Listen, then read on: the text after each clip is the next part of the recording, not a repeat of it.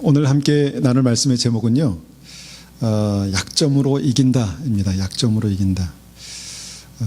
이것이 맞는 말인가? 맞지 않은 말 같기도 합니다. 세상의 어떤 그 방식은 우리의 그 장점으로, 강점으로 이렇게 부딪히고 승부해서 이기는 것이죠. 그래서 혹시나 그런 부분에서 책이 있나 이렇게 찾아보니까 장점으로 승부한다는 책이 있더라고요. 읽어보지는 않았지만 이전에도 그런 제목의 책들이 있었던 것 같습니다. 그러니까 세상의 이론은 항상 우리의 그 장점을 가지고 우리의 강한 부분을 가지고 이제 부딪혀서 이기는 것입니다. 그래서 세상에서 살다 보면은 그런 어떤 이 장점, 또 어떤 특별한 은사, 아니면 특별한 어떤 강한 강점이 있지 않으면 뭔가 위축되고 뭔가 소외되는 어떤 그런 생각을 이제 살면서 많이 하게 되는 것 같아요. 그래서 머리 좋은 사람은 어떤 이 머리로, 그 다음에 요새는 또 외모 지상주의가 그렇게 또 이렇게 팽배하잖아요. 그래서 뭔가 사람의 눈에 보기에 멋있고 이쁘면 뭔가 더 어떤 삶의 인센티브가 있는 것처럼 그렇게 생각하는 그런 어떤 자기의 강점을 가지고 뭔가 이 사회 속에서 이기는 어떤 그런 문화가 이제 과학제 우리 사회 속의 팽배한 문화라고 봅니다. 그런데 믿음은요, 좀 다르게 봐야 된다라고 생각합니다. 제 생각이 아니라 성경을 읽다 보면 그 믿음의 승패는 우리의 약점, 우리의 약한 점이 좌우한다라는 것이죠. 우리의 약한 부분이 믿음의 승패를 좌우한다. 그것이 이기기도 하시고 이기는 하나님의 능력으로 나타나기도 하시고 그것으로 말미암아 넘어지는 그런 일들도 있다라는 것입니다. 우리가 이제 너무 익숙해져서 많이 그런 고민을 하지 않지만 예수님이 로마 제국의 황제의 가정에서 태어났으면 얼마나 복음 전도에 효과적일까라는 생각을 해봅니다. 그렇지 않습니까? 예수님께서 로마의 황제의 아들로 태어나셨어요. 그래서 정말 하늘의 왕이실 뿐만 아니라 이 땅의 황제, 가장 강력한 로마 제국의 황제의 아들로 태어나셔서 황제가 되셨다고 생각해 보십시오. 너희를 다 믿어야 돼 한마디면 다 믿지 않겠습니까? 이것은 안 돼, 이것은 금지야, 이것은 죄기 때문에 안 돼 라고 하면 다 안 하지 않겠습니까? 얼마나 강력합니까? 그런데 예수님께서는요, 그 당시에 가장 강력한 로마의 황제의 가정에 오지 않으셨다는 것입니다.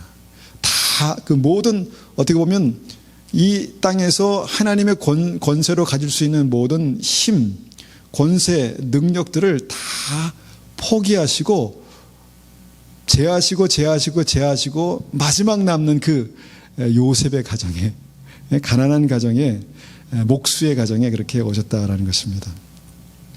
이것이 이 땅에서 메시아적인 사명을 감당하셨을 때 효과적이었을까? 아니죠. 아닌 것은 분명합니다.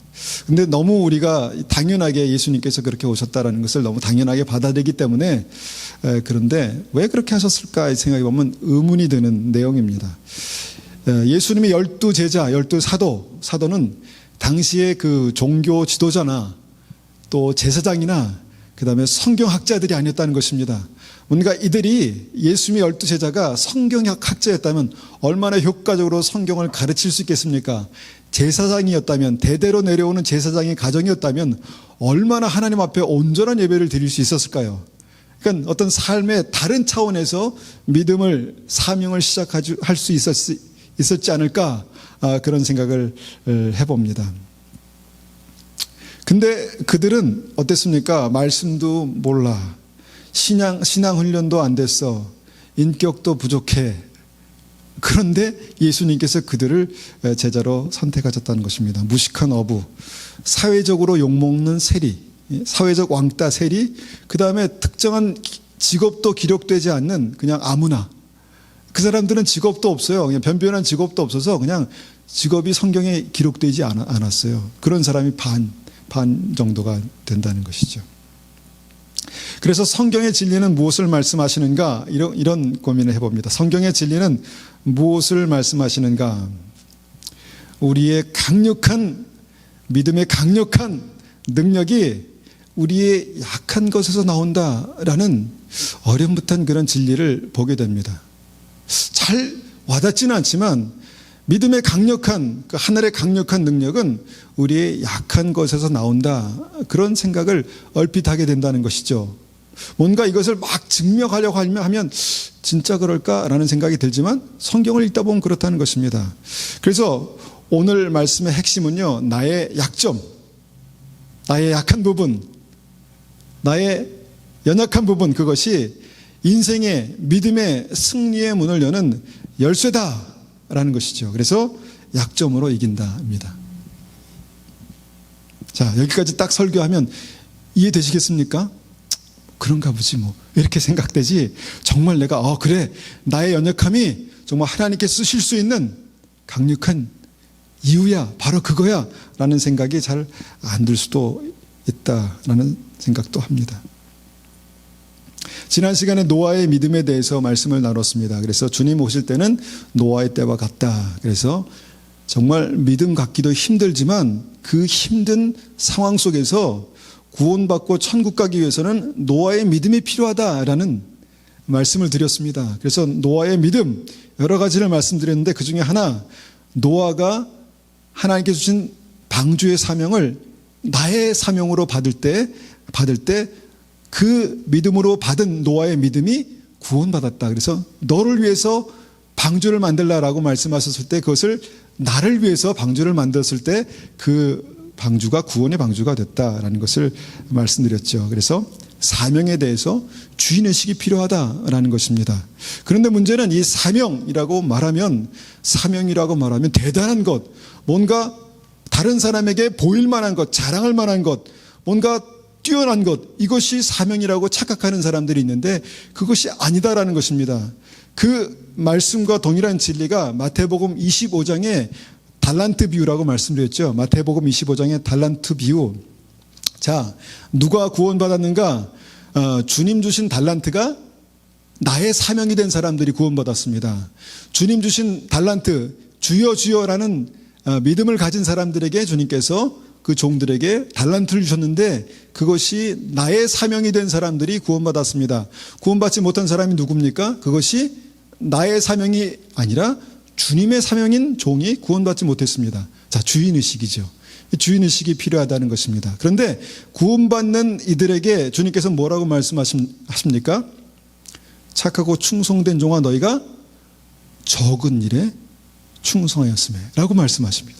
그러니까 그들에게 맡기신 일들이 적은 일이었다라는 것을 주님께서 강조하십니다. 각자 능력에 따라서 달란트, 사명을 맡기셨는데 그것이 엄청나고 큰 일이 아니라, 엄청나고 큰 일로 감당할 수 있는 것이 아니라 적은 능력으로 감당할 수 있는 적은 일이었다라는 것입니다. 능력에 맞게. 이것이 이제 달란트의 복음의 핵심입니다. 마태복음 25장에 구원받는 믿음이 뭔가에 대한 주인의식, 사명에 대한 핵심입니다. 그런데 여기서 우리가 한번 중요하게 생각해 보기 원하는 것이 이제 이것입니다. 왜 한 달란트 받은 종은 구원받지 못했나입니다. 왜 한 달란트 받은 종은 구원받지 못했나? 그 종에게도요, 주인은 분명히 주인이었습니다. 주인이었습니다. 그리고 그 종도 종으로 그렇게 인정받았습니다. 그러니까 달란트를 주셨죠. 그리고 그 달란트를 받아서 기회가 생겼습니다. 사명을 받아서 사명으로 살 수 있는 기회가 생겼습니다. 그런데 왜 그 한 달란트 받은 종은 유독 그 종만 구원받지 못했을까? 이런 생각을 해보게 됩니다. 자, 마태복음 25장 23절 말씀을 봅니다. 마태복음 25장 23절입니다.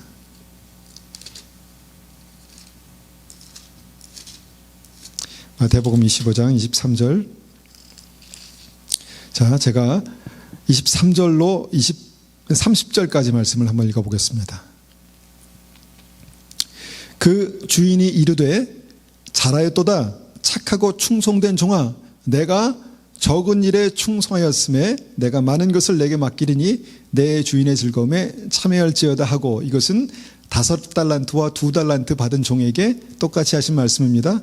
핵심은 내가 적은 일에 충성하였다. 그러니까 적은 일을 감당했다는 거예요.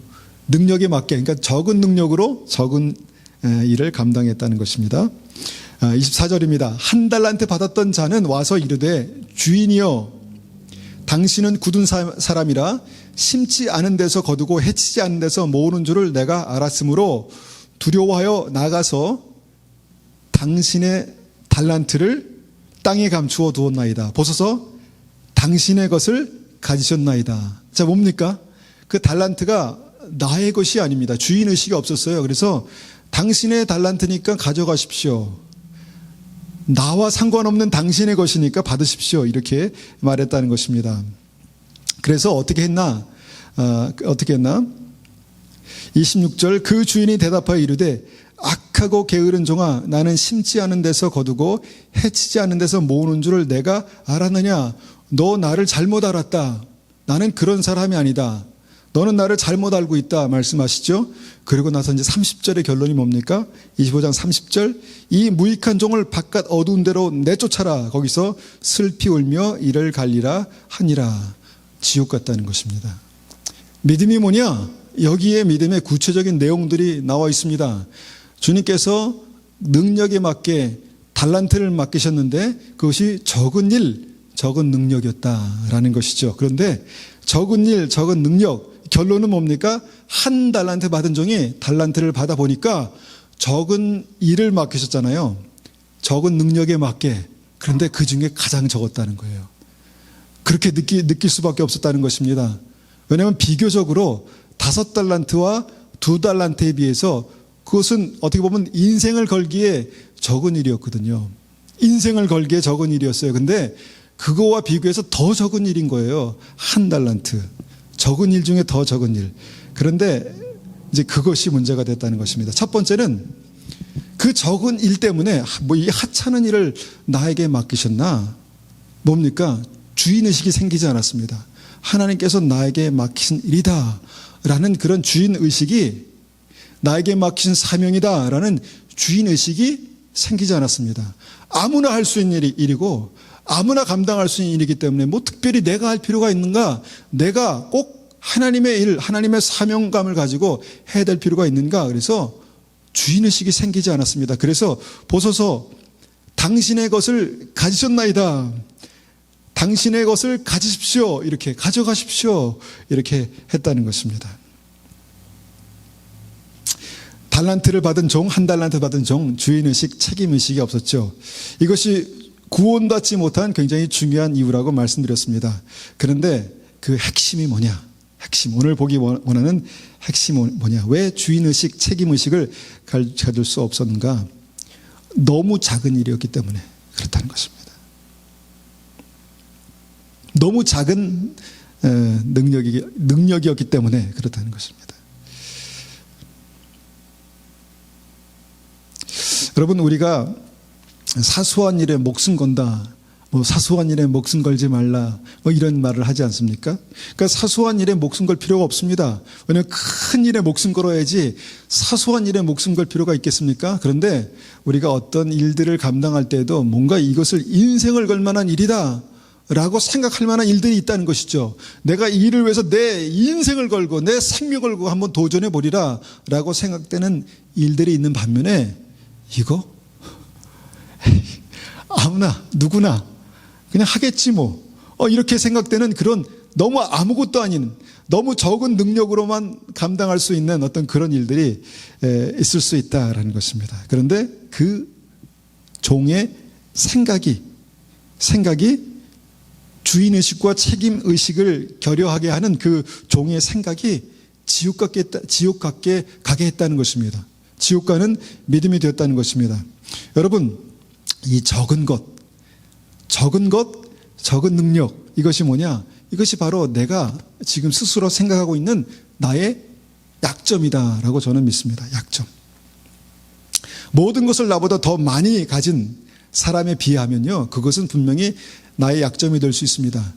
지적 능력이 좀 떨어질 수 있습니다. 센스가 좀 떨어질 수 있어요. 그리고 어떻게 보면은 좀 끈기가 부족할 수 있어요. 근데 그게 약점이에요. 나의 약점. 육체적으로 연약할 수 있어요. 건강한 사람에 비하면 연약하다는 생각을 늘 하게 됩니다. 근데 그게 뭐냐면 나의 약점이 된다는 것입니다. 약점. 모든 것을 나보다 더 많이 가진 사람과 비교해 볼 때 나는 그것에 늘 컴플렉스가 있습니다. 그런데 그 약점을 가지고 내가 무슨 일을 한다? 생각도 할 수 없는 일이죠. 내가 뭔가 계산을 잘 못하는데, 제 얘기입니다. 계산을 못하는데 계산을 해야 된다? 저는 애초부터 시작도 안 할 것입니다. 전 못합니다. 안 합니다. 근데 굳이 하라고 하시면 그냥 해보긴 하겠습니다. 이런 마음이 되겠죠. 이런 마음. 한 달란트 받은 종에게 그런 마음이 있었다는 것입니다.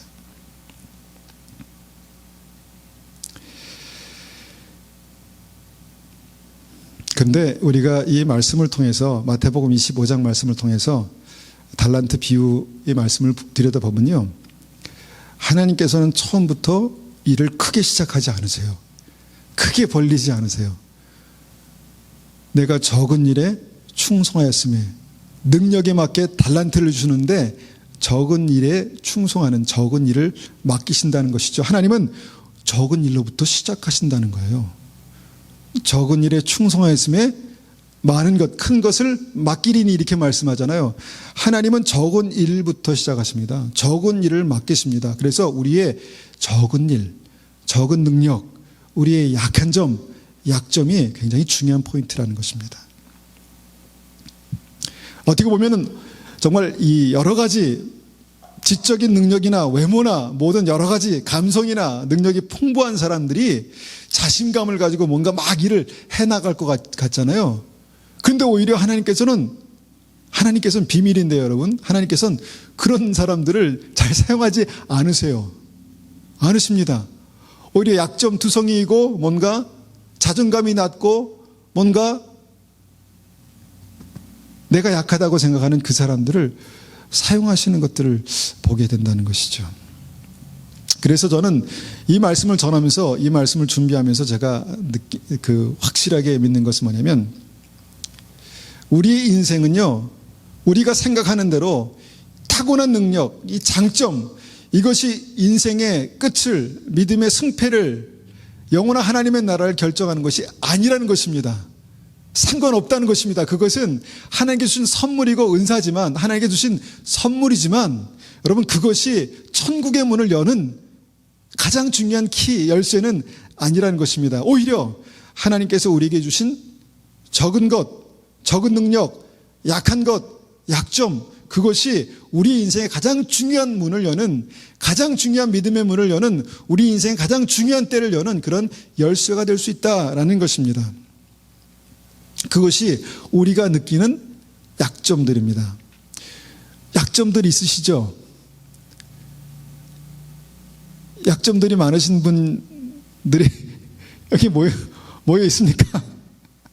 예, 저로부터 시작해서 우리에게는 참, 우리가 겸손하게 나를 돌아볼 때 참 약점이 많아요. 우리는 그것을 막 가리려고, 나는 내가 이거 잘 못하니까 그냥 안 하려고 합니다. 왜냐하면 드러나니까. 약점이 드러나니까. 여러분 외모에 약점이 있는 분들은 자꾸, 그런 분이 안 계시네요. 외모에 약점이. 가리지 않습니까? 가리고 자꾸 뭔가 더 칠하고 그렇게 되지 않아요. 예, 우리는 본능적으로 우리의 약점을 가리려고 해요. 근데 여러분, 그 약점이 우리에게 굉장히 중요한 승리의 열쇠다라고 생각하는 그 생각이 쉽지 않다는 겁니다. 왜냐하면 천성적으로 그렇기 때문에. 재정에 대해서 약한 사람이 있습니다. 재정에 대한 약한 사람. 재정에 쉽게 마음이 흔들리고 마음이 뺏기고 뭔가 그것 때문에 쉽게 넘어지는 사람들이 있다는 것이죠. 관계에 약한 사람이 있습니다. 관계가 잘 안 되는 거예요. 관계 잘 못하는 거예요. 제가 여러분, 사람을 만나기를 좋아할까요? 사람을 만나기를 별로 안 좋아할까요? 저는 원래 사람 만나기를 그렇게 좋아하는 사람이 아닙니다. 혼자 있기를 좋아하는 사람이, 혼자 있어야 에너지가 나는 사람이거든요. 그런데 저를 하나님께서 사람 만나는 사람으로 쓰시는 거예요. 부담스러워요. 부담스러워. 정말 특별히 이 서양 분들을 만날 때는 더 부담스러워요. 영어로 막 말하고 그럴 때는 지금 더 부담스럽거든요. 그래서 집에서 떠날 때부터 마음이 무겁습니다. 막 마음이 무거워서 1시간 운전하며 가면서 기도하고 갑니다. 여러분 그거 아세요? 그러니까 관계가 저의 어떤 그 약점 가운데 하나죠. 자기 관리가 안 되는 사람들이 많아요. 어떤 사람들은 치밀하게 계획을 세우고 철저하게 하나하나 그렇게 이뤄 나가는 사람이 있는 반면에 계획을 세우면 다음날 작심삼일이 되는 사람, 그런 사람들이 있다라는 것입니다. 그런 사람들을 주님께서 쓰실까? 안 쓰실 것 같아요. 그런 사람, 부족함과 뭔가 험이 많은 사람, 약점이 많은 사람들을 안 쓰시죠. 당연하게 그렇게 생각하지 않습니까? 그런데 아니라는 것입니다. 어떻게 보면 땅에 감춰두고 싶은 그것을 주님께서 오히려 그것 때문에 구원받는 거야. 그것 때문에 너 문제가 있는 거야. 네가 땅에 감춰두었기 때문에 그것이 너에게 정말 치명적인 문제가 될 수 있는 거야 라고 가르쳐 주시는 말씀이 오늘 이 말씀이라는 것입니다. 이것이 우리가 느끼는 우리의 약점들입니다. 자, 우리는 어떤 약점을 가지고 있습니까? 한번 30초 동안 생각해 보십시오. 어떤 약점을 가지고 있습니까? 나는 이런 약점이 있다라고 생각하시는 분 한번 손 들어 보십시오. 약점이 없으시군요. 다시 나는 이런 약점이 있다라고 하시는 분 생각하시면 손 들어 보십시오. 네.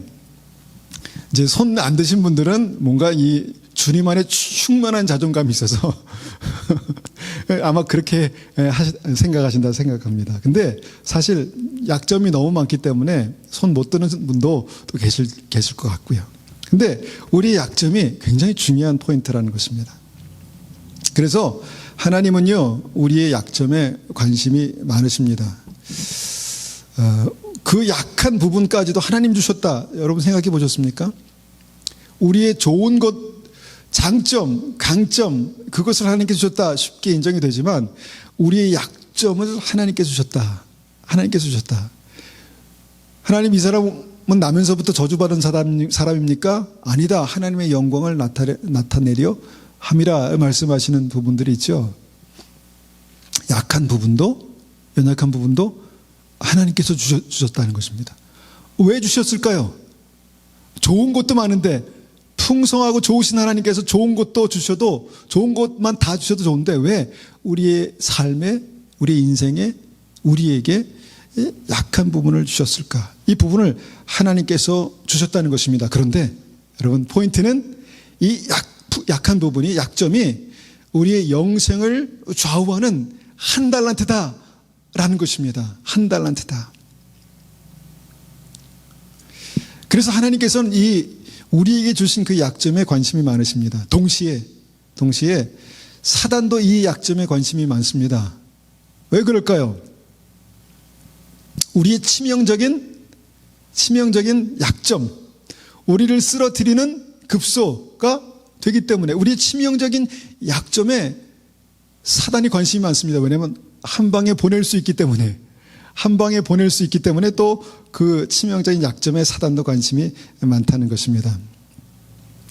여러분, 사단은 우리의 약점에 그렇게 집중하면서요, 그 약점만 그렇게 들이파고 공격해요. 왜냐하면 우리 약점이 우리를 가장 효과적으로 쓰러뜨릴 수 있는 그 부분이기 때문에, 하나님도 사용하시고 사단도 이용할 수 있는 그 포인트가 바로 약점이다라는 것입니다. 그러니까 우리의 관심을 좀 그 부분에 한번 집중해 보는 것이죠. 예수님께서 성령에 이끌려서 광야로 가셨습니다. 굳이 그러실 필요가 없었는데 광야로 가셔서 40일 금식한 다음에 성령에 이끌려 사단에게 시험을 받았습니다. 그때 사단이 집중적으로 예수님을 공격한 포인트가 뭐였습니까? 배고픔이었습니다. 그때 당시에 예수님의 가장 그 치명적인 약점.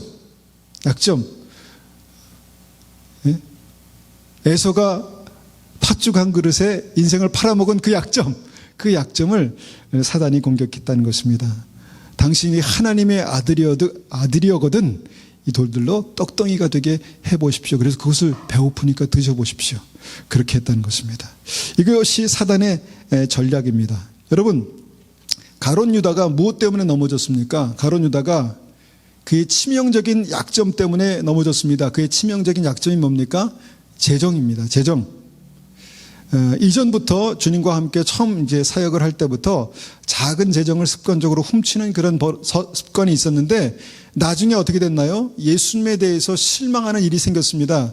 뭔가 예수님이 재정관이 없는 분, 마리아가 300데나리온이나 되는 그 향유를 허비했을 때 어떻게 이것을 그렇게 허비하는 이런 정말 이 생각이 부족한 분인가라는 아마 그런 시험에 들었던 것 같아요. 그래서 그 사건 바로 다음에 예수님을 은삼십의 돈에 팔았습니다. 그러니까 그 약점, 치명적인 약점이 뭐냐? 가룟 유다의 치명적인 약점이 바로 재정이었다는 것입니다. 그래서 그 재정 때문에 결국은 가룟 유다는 넘어졌습니다. 쓰러졌습니다. 아브라함의 조카 롯은요, 좀 이기적인 사람이었습니다. 이기적인 사람. 그래서 어떤 이권이 이제 개입된 문제, 내가 뭔가 이권을 선택해야 될 어떤 상황에서는 정말 두 번 주저함도 없이 그걸 딱 좋은 것을 딱 선택하는 그런 사람이었습니다. 그래서 항상 관계보다는 이권이 먼저인 사람, 어떤 이기적인 사람이었습니다. 이게 장점일까요? 약점일까요? 뭐 장점일 수도 있겠죠. 세상적인 관점에서. 그런데 믿음의 관점에서 보면은 정말 이기적인 것은 치명적인 약점입니다. 치명적인 약점. 내가 주인이 될 수 있는, 나만 위하고 내가 중심에 서야 하는 정말 믿음에선 치명적인 약점이죠. 그런데 그 치명적인 약점이 이 롯이란 사람을 계속해서 정말 이 어디론가 움직여가고 있었는데 그 끝이 어디였습니까? 소돔과 고모라였다는 것입니다. 소돔과 고모라. 풍요로움을 찾아서 계속 가다 보니까 사망의 음침한 골짜기 끝에 가 있었다는 것입니다. 멸망의 그 도시에 가 있었다는 것이죠. 그래서 이것을 우리가 보면서 다시 한번 그 약점으로 망한 사람들이 얼마나 많은가라는 것을 우리가 생각해 봅니다. 그래서 사단은요, 그렇게 우리의 약점을 집중해서 그 공격하는 거예요. 우리의 약점을 집중해서 그렇게 주목하고 집중해서 때린데 또 때리고 집중해서 때리는 거예요. 그러면 어떻게 됩니까? 쉽게 무기력해질 수 있다는 것입니다. 이것이 이제 사단의 관점에서 볼 수 있는 약점입니다. 그래서 우리가 이 약점을 쉽게 드러내지 않으려고 사람에게 쉽게 드러내고 싶어 하지 않죠. 그런데 사단은요, 그것을 알고 있습니다. 우리 약점을. 그래서 그것을 공격하고 그것을 집중하여서 이제 친다는 것이죠. 그런데 우리가 서두에서 말씀드렸듯이 하나님께서도 우리의 약점에 관심이 많으시다 말씀드렸죠. 더 나아가서는 그 약점을 구원의 열쇠로 사용하십니다. 승리의 키로 사용하십니다. 어떻게 생각하십니까? 어떻게 보면 이렇게 생각하면 우리의 장점, 뭔가 잘하는 것도 우리가 중요하지만 그것을 잘 활용하면 좋죠. 중요하지만 우리의 약점이 더 중요한 거예요. 약점이 더 중요한 겁니다. 다윗의 원래 직업은 목동이었습니다. 다윗, 하나님께서 이스라엘의 왕으로 세우신 이 다윗은요, 원래 직업이 목동이었다는 것입니다. 그 말은 정치적인 아무런 배경이 없다는 거예요. 어떤 그 가족에서 뭔가 유력한 사람이 없다는 거예요. 정치적인 배경도 없고 사회적인 영향력도 없는 그냥 아무나였다는 것입니다. 아무나. 그리고 그 아무나인 이 다윗의 그 다윗은 그 형제들 중에서 또 막내였습니다. 그래서 거의 아버지의 관심 밖에 있는 사람. 그래서 뭔가 선지자가 기름 부으러 왔을 때, 기름 부음을 이제 주려고 왔을 때 아버지 생각 속에 생각나지도 않는 그런 존재였다는 것입니다. 그런 사람이 다윗이었어요. 그래서 그렇게 인생을 살았기 때문에 어떻게 보면 그의 인생 가운데는 내가 인정받지 못한다라는 생각이 있지 않았겠습니까? 내가 변변히 내세울 것도 없고 늘 사람과 어울리기보다는 양들과 어울리고 가정 안에서도 뭔가 찬밥이고 이런 어떤 어떤 컴플렉스가 많을 수 있는, 이 약점이 많을 수 있는 그런 사람이 다윗이었다는 것입니다. 그런데 그런 다윗을 하나님께서 이스라엘의 왕으로 들어 쓰셨다는 것입니다. 왜 그랬을까? 저는 생각해 볼 때 약점 때문에 쓰셨다고 믿습니다. 약점. 왠지 아십니까?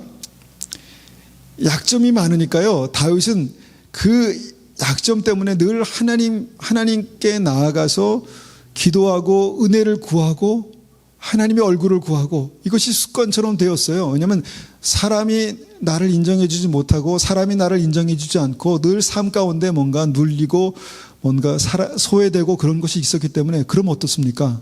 하나님을 바라봐야죠. 하나님을 찾게 되죠. 다윗의 삶에 그런 것이 있었다는 것입니다. 그래서 찬양을 잘하고 노래를 잘하고 기도를 잘하고 시를 쓰고 그런 습관들이 있었다는 것이죠. 뭐냐면 하나님의 임재를 간절히 사모하는 그런 습관이 생겼다는 것입니다. 여러분 누가 믿음 좋은가 보면 삶에 문제가 많은 사람들이 믿음이 좋더라고요. 누가 믿음 좋은가 보면 잘난 사람이 아니더라고요. 부족한 사람이 믿음이 좋습니다. 그래서 세상 사람들이 보기에는 믿음 좋다, 크리스찬이다 그러면 뭔가 삶에서 뭔가 2류, 3류 이런 사람들이다라는 어떤 그런 인식도 조금 있는 것 같습니다. 그래서 다윗이 그런 것 때문에 하나님을 간절히 찾았죠. 하나님을 간절히 찾다 보니까 어느 정도까지 됐는가? 이제 하나님에 대한 온전한 믿음이 어느 정도냐면 골리앗과의 전쟁에서 하나님에 대해서 목숨 걸 정도로 그렇게 믿음이 성장했다는 것입니다. 어린데 아무것도 아닌데 가진 것도 없는데 정말 어떻게 보면 삶 속에서 뭔가 내세울 만한 것들이 아무것도 없는데 한 가지 정말 골리앗과의 싸움에서 목숨 걸 정도로 하나님에 대한 그런 믿음이 가장 탁월했던 그런 사람이었다는 것입니다. 왜 그럴까? 그것이 바로 이 약점, 부족함, 약함 때문에 그렇게 되었다라는 것이죠. 그런데 그 사람을 주님께서 왕으로 세우셨습니다. 사람들이 그랬잖아요. 기름 부러 왔다라고 이렇게 말하니까 장자 엘리압 잘생기고 뭔가 키가 크고 그래서 사람이 보는 것과 하나님 보는 것은 다르다 이렇게 말씀하셨죠. 그러니까 그런 사람이 뭔가 탁월해서 쓰임받을 것 같았지만 능력이 많고 인정받는 사람이 쓰일 것 같았지만 아니었다는 것이 이제 성경의 결론이죠. 여러분 다윗과 함께 이스라엘 왕국을 세웠던 사람들이 누군지 아시죠? 당대의 최고의 엘리트, 당대의 가장 탁월한 사람들이 다윗 주위에 모인 것이 아니었습니다. 다윗 주위에 모인 사람들이 성경의 말로는 비류라고 하는 사람들이었습니다. 비류 뭐냐면 사회적 약자들, 도망자들, 불량배들. 여러분 그런 뭔가 이 떨거지 같은 사람들이 다윗 주위에 모였는데 여러분 그 사람들을 가지고 뭘 하겠습니까? 그런데 그 사람들을 가지고 주님께서는 하나님의 왕국을 세우셨다는 것입니다. 이것이 성경에서 아주 굉장히 자주 이렇게 목격하게 되는 굉장히 중요한 진리입니다. 여러분 예수님의 12제자 아까도 말씀드렸지만 반 이상이 무식한 어부였습니다. 그리고 당시에 사회적인 왕따, 세리가 그 중에 하나였습니다.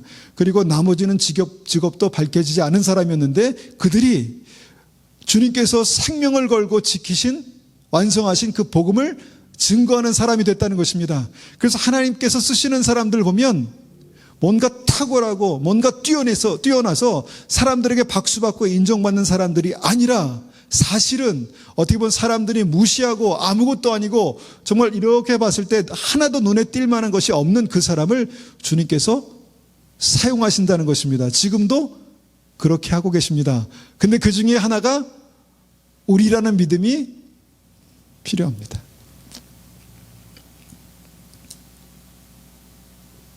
성경에는 이런 얘기들이 무궁무진합니다. 여러분 애굽의 총리 한 나라의 그 당시에 가장 강력한 나라의 실권을 가지고 있는 총리 요셉이 원래부터 지도자감이었다고 생각하시는 분들은 없을 것입니다. 형제들에게조차 버림을 받는 왕따였습니다. 요셉은 형제들을 형제들이 정말 죽이고 싶어 할 정도로 싫어했던 왕따였다는 것이죠. 그리고 그 왕따가 진짜 버려졌습니다. 그래서 뭐가 됐습니까? 노예가 됐습니다. 어떻게 보면 정말 인생사에서 실패할 수밖에 없는 모든 조건들을 다 가지고 있는 사람이 요셉이었습니다. 그런 약점 때문에 하나님을 붙들었습니다. 왜 하나님께서 요셉과 함께 하셨을까? 요셉이 그런 약점 때문에 하나님을 찾았습니다. 하나님마저 나를 버리시면, 하나님마저 나를 놓으시면 저는 인생에 소망이 없습니다. 그렇게 해서 아마 요셉이 하나님을 찾지 않았을까? 하나님을 붙들지 않았을까? 만약에 요셉이 모든 것을 다 가지고 있고 모든 사람들에게 인정받고 그 삶이 잘 나갔다면 하나님을 붙들었을까? 아니었을 것 같습니다. 그런데 하나님께서 그런 요셉을 놓치지 않으셨습니다. 결국은 요셉의 약한 부분, 요셉의 어떤 컴플렉스가 하나님께서 그를 쓰실 수 있는 가장 중요한 핵심적인 포인트가 됐다는 것입니다. 모세는 어떻습니까? 모세는요, 식민지에서 그 2등 국민으로 태어났습니다. 그래서 그 당시에 정말 다 어떻게 보면은 그냥 왕의 말 한마디에 다 죽을 수밖에 없는 그 세대에 태어났습니다. 그런데 겨우 목숨만 건졌습니다. 그렇게 기구한 운명으로 태어났다는 것이죠. 그런데 가족이 있으면서 가족과 함께 살 수 없는 그런 열악한 상황에서 불행한 인생을 시작했습니다. 그런데 주님께서 뭔가 은혜를 베푸시는 것 같았습니다. 그래서 인생의 황금기가 됐는데 그때 쫄딱 망했습니다. 인생의 황금기에 결국은 살인자로 도망자로 그렇게 쫄딱 망해버렸습니다. 그리고 나서 어떻게 됐습니까? 40년, 노후가 되는 40년, 인생의 황금기부터 노후까지 40년을 광야에서 실패자로 살았습니다. 광야의 실패자로 사는 그 모세의 마음이 어떠했을까요? 내 인생은 아무것도 아니다. 나는 아무것도 아니다. 누가 모세에게 너는 아무것도 아니야 그렇게 말하면 화가 안 났을 것 같아요. 그래, 나는 아무것도 아니야. 나중에 그렇지 않습니까? 나는 남들이 흔히 잘하는 그 말도 할 줄 모르는 사람이다 이렇게 말하지 않습니까? 나는 말도 할 줄 모르는 사람. 왜 그랬을까 생각해 보니까 40년 동안 입 닫고 살았으니까, 사람을 별로 안 만났으니까 말 못했겠죠. 늘 양하고만 대화했던 사람이니까 말을 못했겠죠. 그런 사람을 주님께서 쓰셨다는 것입니다. 가장 중요한 때에 민족을 구원하는 하나님의 지도자로 쓰셨다는 것입니다. 그 사람을 주님께서 찾아오셨다는 것입니다. 내가 아무것도 아니야, 내가 정말 아무것도 아니야 라는 삶이 그냥 일상이 되어버려서 그것이 너무 자연스럽게 받아들여질 때 하나님께서 모세를 찾아오셨다는 것입니다. 작은 자, 약한 자, 약점을 가진 자, 주님께서 그 약한 것을 사용하시는 그런 일들이 성경에 거의 다입니다. 거의 다입니다. 그래서 우리가 뭔가 이 포인트를 놓치지 마시라는 것입니다. 여러분, 우리의 약한 점을 볼 때마다, 우리 연약한 부분을 볼 때마다 우리가 쉽게 실망하지 않습니까? 나 같은 건 어떻게 주님께서 나를 쓰실까? 나를 통해서 주님께서 뭔가 할 수 있는 일이 있을까? 이런 생각도 가끔 들지 않습니까? 주님께서는 약한 자를 사용하십니다. 하나님께서 우리의 약한 점을 사용할 수 있다라는, 약한 사람을 사용할 수 있다라는 그 믿음이 여러분 우리에게 굉장히 필요한데, 여러분 그 믿음이 참 좀처럼 쉽지 않습니다.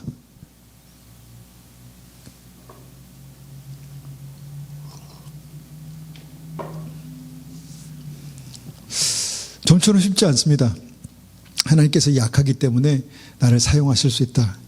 제가 이 말씀을 준비하면서 저에게 큰 힘과 도전과 위로가 됐습니다.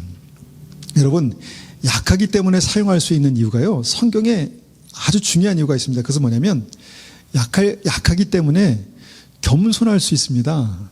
그렇지 않습니까? 교만은 패망의 선봉인데 약하기 때문에 겸손할 수밖에 없는 사람들 보면 여러분, 저는 굉장히 그분을 굉장히 참 대단해 보이십니다. 약하기 때문에 겸손할 수밖에 없는. 여러분, 거기서 한 걸음 더 나아가서 약하기 때문에 하나님을 의지할 수밖에 없다면 여러분, 금상첨화입니다. 약하기 때문에 겸손할 수 있는 그거 할 수 있습니다. 그런데 약하기 때문에 하나님을 의지할 수 있다면 여러분 그 약함이 나의 가장 강력한 무기가 될 수 있습니다. 하나님의 가장 강력한 능력이 될 수 있다는 것입니다.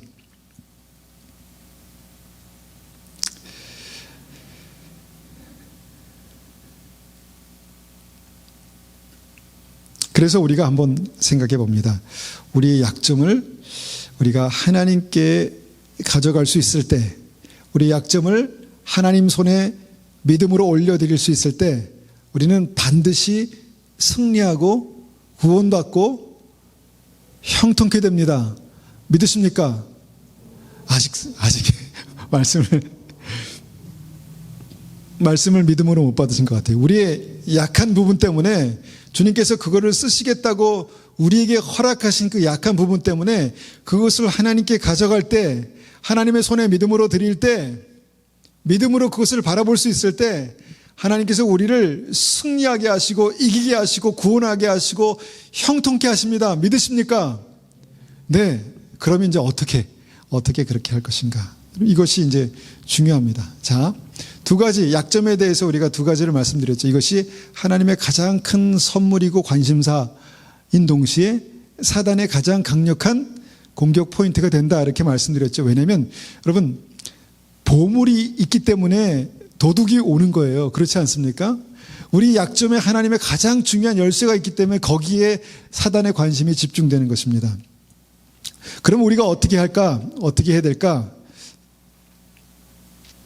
우리의 약함 때문에 주님 앞에 나아갈 수 있는 사람에게 은혜의 문이 열립니다. 여러 가지 실패, 또 여러 가지 어떤 그 연약한 부분, 또 여러 가지 삶의 어떤 위축된 어떤 그런 상황들, 여러분 그런 상황들 때문에 하나님 앞에 나아갈 때 주님께서 은혜 베푸시잖아요. 같은 원리입니다. 우리가 우리의 연약한 부분을 가지고 주님께 나아갈 수 있을 때 여러분 그 삶을 통해서 주님께서 승리의 문을 여십니다. 그래서 우리의 기도가 거기서부터 시작되는 것입니다. 하나님, 제가 연약합니다. 제가 부족합니다. 주님의 은혜가 필요합니다. 그런 사람이 주님 앞에 엎드리는 거예요. 그런데 약한 것이 있음에도 불구하고 그것을 이해하지 못하는 사람들은요, 그것을 그냥 나의 어떤 현실로 받아들인 거는 합니다. 그래서 그냥 현실로 받아들여서 거기까지, 그럼 나는 나의 인생은 거기까지야. 그리고 나서 어떻게 하는 줄 아십니까? 그걸 그냥 묻어두는 거예요.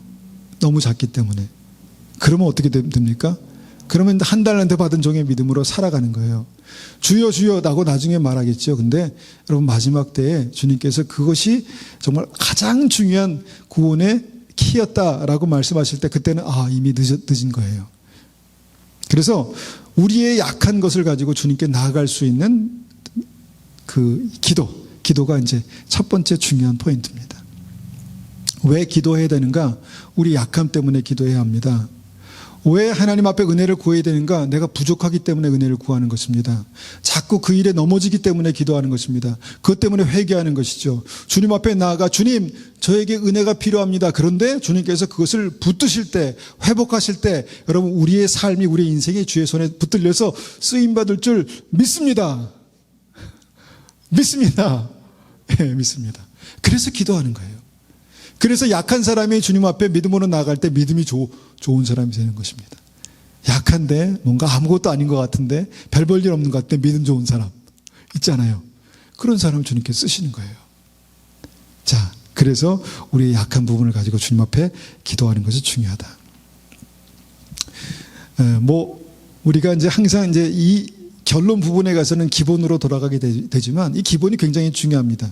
우리가 이 약한 부분을 우리가 이런 표현을 쓰잖아요. 있는 모습 그대로 주님 앞에 올려드립니다. 주님의 손에 올려드립니다. 이런 표현을 하잖아요.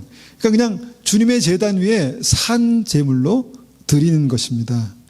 우리 연약한 부분들을 주님의 제단 위에 산 제물로 드리는 것입니다. 이게 예배입니다. 우리 있는 모습 그대로 나오는 것입니다. 그래서 우리의 연약한 부분, 또 우리의 부족한 부분을 주님께 산 제물로 올려드린 것입니다. 이것이 예배인데 주님께서 그때 기름 부으세요. 기름 부으세요. 주님께서 다윗을 왕으로 세우실 때 첫 번째 어떻게 하십니까? 주님밖에 없습니다. 나는 정말 사람에게도 인정받지 못하고 뭔가 배경도 없고 그냥 그런 인생을 살았습니다. 그래서 주님이 필요합니다. 그런 사람에게 주님께 다윗에게 기름 부으시잖아요. 예? 기름 부으시잖아요. 예배 가운데 그런 기름 부으심이 있습니다. 겸손하게 주님, 제가 있는 모습 그대로 주님 앞에 나아갑니다. 주님, 이것 때문에 제가 고민합니다. 주님의 은혜가 필요합니다. 그러면 기름 부으시는 거예요. 그래서 주님을 찬송하고 예배할 때 주님께서 그 예배를 받으시는데 그 예배를 받으시는 그 은혜가 뭐냐면 우리에게 기름 부으시는 거예요. 그때 우리의 기름이 예비되는 것입니다. 뭔가 아무것도 잘 나가는 것도 없고 아무것도 잘난 것도 없는데 여러분 그 삶에 그 얼굴이 해같이 빛나는 분들 계시지 않습니까? 그게 은혜라고 말하지만 그게 기름 부으심의 증거예요. 우리가 우리 연약한 모습 그대로 주님 앞에 나아갈 때 예배 가운데 나아갈 때 주님께서 우리 연약한 가운데 기름 부으시는 거예요. 그러면 그곳에서 하나님의 능력, 하나님의 영광이 나타나게 됩니다. 그것이 예배입니다. 그것이 예배입니다. 주님 앞에 믿음으로 나아갈 때 주님께서 우리 연약함에 기름 부으십니다. 안 믿으신 것 같아서 다음으로 넘어가지를 못하겠습니다. 우리가 믿음으로 나아갈 때 우리 연약함에 주님께서 기름 부으세요. 주님의 은혜가 필요합니다. 특별히 이 부분에, 특별히 내 삶의 가장 연약한 이 부분에 주님의 은혜가 필요합니다. 그런데 주님께서 그 기도를 들으시고 예배를 받으시고 거기에 기름 부으시면 그곳에서 주님의 영광이 나타나게 되는 것이 빛이에요. 생명의 빛입니다. 믿으십니까? 잘나고 특별하고 뭔가 대단해서 기름 부으신 게 아니라니까요. 그런 사람이 누가 있습니까? 한번 대보십시오. 성경에. 주님께서 부족하기 때문에 주님께 나아가 예배 드릴 수밖에 없는 그 사람에게 기름 부으셔서 그곳에서 하나님의 영광이 나타나게 되는 것이 예배입니다. 그 포인트가 어디입니까? 우리의 약함, 연약함입니다. 우리의 있는 모습 그대로 주님 앞에 나오는 것입니다. 그것 때문에 주님께서 십자가를 지신 것입니다. 우리가 할 수 없기 때문에 주님께서 우리를 위해서 대신 대가를 지불하신 것입니다. 그것이 예배입니다. 자, 세 번째는 어떻게 주님께서 그 약함을 쓰실 수 있나? 그 세 번째는 우리가 이제 자주 얘기하지만 믿음의 가장 중요한 핵심, 순종입니다. 믿음의 가장 중요한 핵심, 믿음의 다른 말, 믿음과 동의어, 이것이 뭐냐? 이것이 순종입니다. 한 달란트 받은 종이 이것 때문에 실패했잖아요. 달란트를 가지고 뭔가를 하라고 사명을 줬는데 순종하지 못했습니다. 너무 작아서. 불순종했잖아요. 순종하지 못했습니다. 그런데 순종했으면 어떻게 될까? 똑같이 주님께서 말씀하셨겠지요. 내가 적은 일에 충성했으니 많은 것으로 맡기리니 주인의 즐거움에 참여할지어다. 그렇게 됐겠죠. 여러분, 굉장히 중요한 포인트입니다. 연약함을 가지고 순종하는 것입니다. 약함을 가지고 순종하는 것입니다. 아까 말씀드렸죠. 연약하기 때문에 순종하지 않습니다. 왜냐하면 연약하니까. 왜냐하면 아무것도 아니니까. 아닙니다. 여러분, 내가 할 수 있는 최선의 것을 드리는 그 순종이 필요합니다. 내게 맡기신 것을 최선을 다해서 감당할 수 있는 그 순종이 필요합니다. 절대로 아무것도 아닌 게 아니에요. 아무것도 아닌 게 아니라 그 아무것도 아닌 게 가장 중요한 믿음의 핵심이라는 것입니다. 이것이 뭐냐? 아무것도 아니라고 생각해서 내가 땅에 묻어둘 수밖에 없는 그것에 순종하는 것입니다. 그게 뭘까요, 여러분? 그게 뭘까요? 아무것도 아닌 일에 땅에 묻어두나 마나, 뭐 그냥 그렇게 하나 마나, 주님 별로 신경 안 쓰실 거야. 그냥 땅에 묻어뒀다가 그냥 드리면 될 거야. 라고 생각할 수밖에 없는 그것이 뭘까요? 그것이 우리의 인생에 굉장히 중요한, 구원에 굉장히 중요한, 승리에 굉장히 중요한 열쇠가 됩니다. 그것이 순종입니다. 땅에 묻어둔 것을 다시 꺼내서 주님 앞에 그것으로 살아가는 것. 그것이 순종입니다. 우리 인생을 한번 보십시오. 뭐 별거 있습니까? 별거 없습니다. 그냥 잠자고 먹고 살고 그냥 예배 드리고 그냥 하루하루 사는 것입니다. 뭐 대단한 게 있습니까? 사명이라고 할 만한 대단한 게 없지 않습니까? 그런데 그렇기 때문에 내가 땅에 묻어두었던 것들이 있어요. 하나님께서 나에게 분명히 맡기셨는데 대단한 게 아니기 때문에 내가 그냥 땅에 묻어두고 잠잠히 그냥 평범하게 그냥 똑같이 살아가는 그것을 꺼내서 주님 앞에 살아가는 것이 순종이다라는 것입니다. 여러분, 똑같은 원리로 사단이 우리 약점을 그렇게 노린다고 말씀드렸잖아요. 여러분, 이 원리를 그대로 뒤집어서 적용하면 이제 사단을 이길 수 있습니다. 사단을 이길 수 있습니다.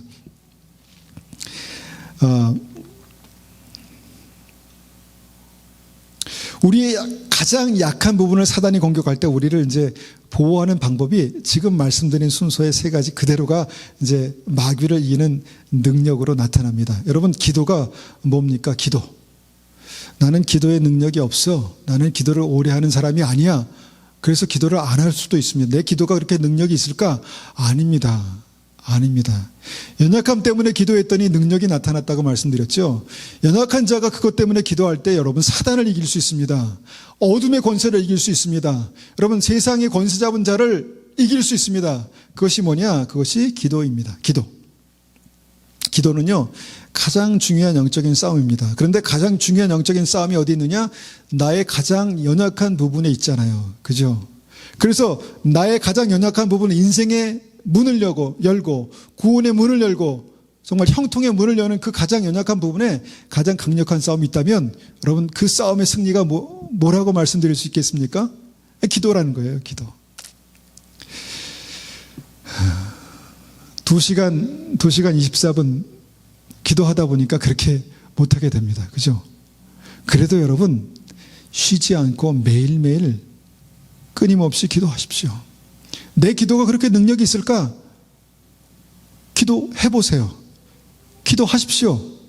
여러분, 내 삶에 여러 가지 정말 무거운 짐이 있고, 내 삶에 여러 가지 어둠의 그런 그 싸움이 있고, 공격들이 있고, 나의 삶을, 인생을 짓누르는 그런 문제가 있을 때, 그냥 나의 연약함을 가지고 주님 앞에 나가서 기도를 시작해 보세요. 여러분, 그 기도가 악한 사단의 권세를 깨뜨릴 수 있는 바로 가장 중요한 시작입니다.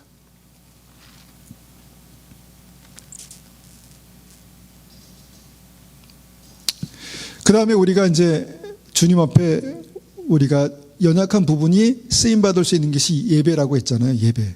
그런데 사단을 이길 수 있는 가장 강력한 능력도 예배입니다. 왜냐하면 예배가 뭔가요? 주님의 임재가 있는 것이 예배입니다. 주님의 임재 가운데 나가는 것이 예배잖아요. 그죠? 주님의 임재가 회복되면 아무리 우리가 약할지라도 가장 강력하신 주님께서 우리와 함께 있기 때문에 그 싸움은 보나마나 이길 것입니다. 그렇지 않습니까? 내가 연약함 때문에 주님 앞에 예배하지만 주님께서 그것을 가지고 우리를 귀하게 쓰시겠지만 여러분, 실제적으로 사단이 우리의 연약함을 공격할 때 우리의 이 영적인 싸움에서 승리할 수 있는 그것도 바로 예배입니다. 그래서 사단이 예배를 방해하는 거예요. 주님의 임재가 그 삶 가운데 있지 못하게, 주님의 임재가 그 가정 가운데 있지 못하게 방해하는 거예요. 여러분, 가정의 예배가 회복되면, 가정의 주님의 임재가 회복되면 여러분 승리합니다. 반드시. 우리가 연약하기 때문에 예배하는 거예요. 주님의 기름 부으심이 그 가운데 필요한 것입니다. 근데 주님의 기름 부으심이 있는 그 예배, 주님의 임재가 있는 그것 때문에, 주님께서 나와 함께 계시기 때문에 여러분 사단을 이길 수 있습니다. 악한 사단을 이길 수 있다는 것입니다. 여러분, 예배가 회복되는 것이 영적인 싸움에서 승리하는 것입니다. 이것이 우리의 가장 연약한 부분과 이렇게 연결되어 있는 것입니다. 그리고 세 번째, 아까 우리가 세 번째 말씀드린 게 뭐였습니까? 순종이었죠. 순종. 여러분, 이스라엘 백성들이 이제 여리고 성을 정복할 때, 가나안 땅에 들어갈 때, 가나안 땅을 들어갈 때 정말 그들의 삶을 무너뜨렸던 것은요, 바로 메뚜기 같다는 그런 컴플렉스였습니다. 그들은 스스로 메뚜기 같다. 그래서 절대로 가면 이길 수 없다. 그런데 무엇 때문에 이겼습니까? 물론 주님 앞에 예배하고 예배하는 자들이 먼저 그 앞을 이제 행진하고 그랬죠. 근데 세 번째 우리가 가장 강력한 것은요, 그냥 하나님 말씀하셔서 순종하는 것입니다. 저는 제 삶 속에 이런 것들을 굉장히 많이 경험했습니다. 정말 저는 아무것도 아니기 때문에 이것을 내가 할 수 있을까? 내가 이것을 할 그런 제목이 될까? 이런 고민들을 많이 했을 때 주님께서 그냥 저에게 주신 마음은 그냥 순종해서 믿음으로 한 발을 내디뎌라 라고 말씀하신 것이었습니다. 그냥 순종해서 믿음으로 한 발을 내디뎌라. 여러분 그런 경험 있지 않습니까? 마스크를 쓰고 계시니까 표정을 알 수가 없네요. 그런 경험이 있지 않습니까? 믿음으로 한 발을 내디디라. 이게 뭡니까? 순종입니다. 주님께서 나의 연약함을 가지고 한 달란트를 가지고 뭔가를 하기 원하시는데 도대체 용기가 나지 않습니다. 도대체 뭔가 힘이 나지 않습니다. 너무 작아서 너무 아무것도 아니기 때문에. 그런데 믿음으로 한 발을 디디면 그때 하나님의 역사가 나타납니다. 하나님의 역사가 내 삶 속에 나타난다는 것이죠. 스스로 메뚜기같이 여겼던 그 사람들이 견고한 여리고성 앞에서 순종할 때 그것이 무너졌습니다. 여러분 우리의 인생에 몇 번 이런 일들이 일어날 것입니다. 정말 나 같은 사람이 이런 상황에서 승리할 수 있을까? 믿음으로 승리할 수 있을까? 그런데 여러분 순종함으로 한 발을 내디디는 그 사람이 반드시 승리합니다. 연약함에도 불구하고 스스로 메뚜기같이 생각된다 할지라도 그럼에도 불구하고 순종할 수 있는 믿음의 사람들을 통해서 여리고성은 무너지고 가나안 땅은 정복됩니다. 믿으십니까? 안 믿으시죠? 믿으십니까? 예, 믿으십시오. 그런 일들이 있을 것입니다. 장황하게 말씀드렸지만 핵심은 한 가지입니다. 우리의 약함이 하나님의 강력한 능력으로 반드시 쓰임받습니다. 주님께서 우리의 약함을 허락하셨습니다.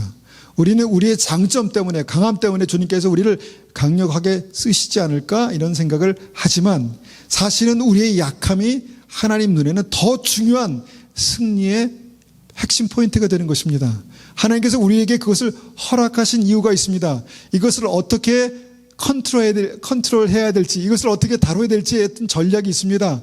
무엇입니까? 주님 앞에 기도하고 예배 가운데 기름 부으심 받고 그것으로 순종할 때 주님께서 우리의 삶 속에 아주 강력한 은혜, 강력한 역사를 이루게 하실 것입니다.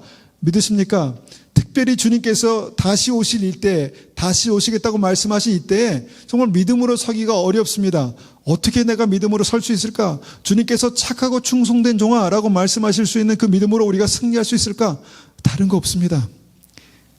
주님께서 주신 그 작은 것에 책임의식을 가지고 여러분 주님 앞에 기도하고 예배하고 순종할 때 주님께서 그것을 통해서 우리의 인생의 그 일들을 이루어 나가실 것입니다. 그렇게 하실 것입니다. 네, 한번 다시 크게 한번 아멘 하시죠. 그렇게 하실 것입니다. 네, 한번 기도하겠습니다.